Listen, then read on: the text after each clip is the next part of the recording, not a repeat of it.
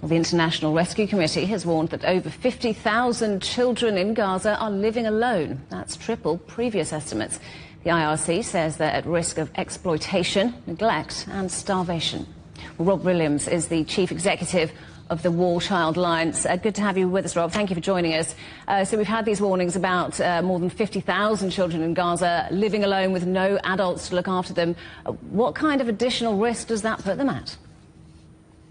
It makes them very, very vulnerable to all kinds of issues.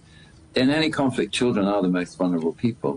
They're not old enough to know how to navigate a situation, and the traumatic experiences that they're witnessing are happening to people who just don't have the emotional maturity to be able to process the terrible things that they're seeing. So a child can often become very, very self-absorbed and mentally dominated by the scenes that they're seeing.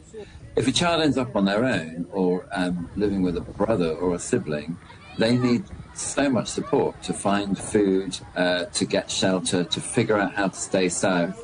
The best thing to do for children who do lose their close relatives is to find them some kind of foster family.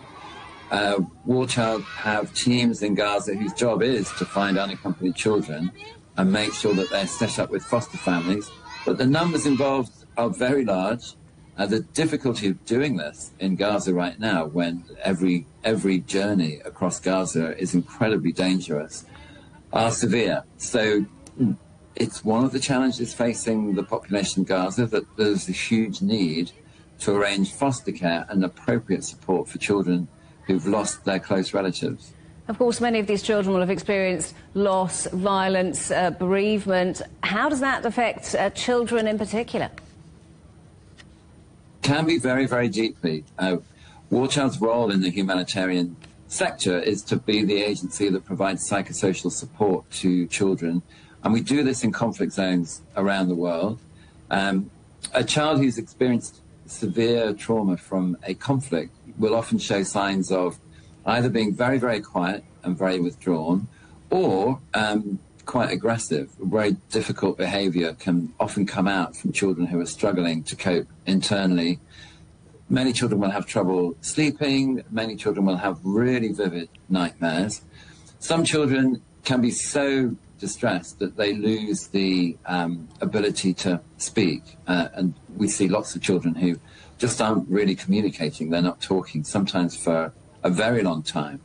And the kind of approach that we adopt to bring children back into a sense of emotional stability is actually very effective, and it's very evidence-based, and it works really well. But the important thing is to have access to children so that we can do that level of work with them.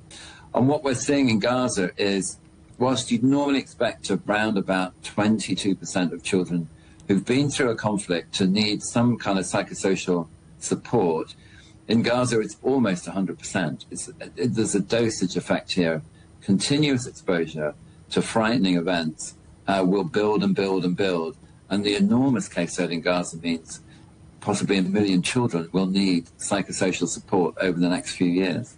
And of course, we're now talking about this conflict having gone on for a year. Does that length of time being exposed to these kind of difficult circumstances change the way that these children need to be treated?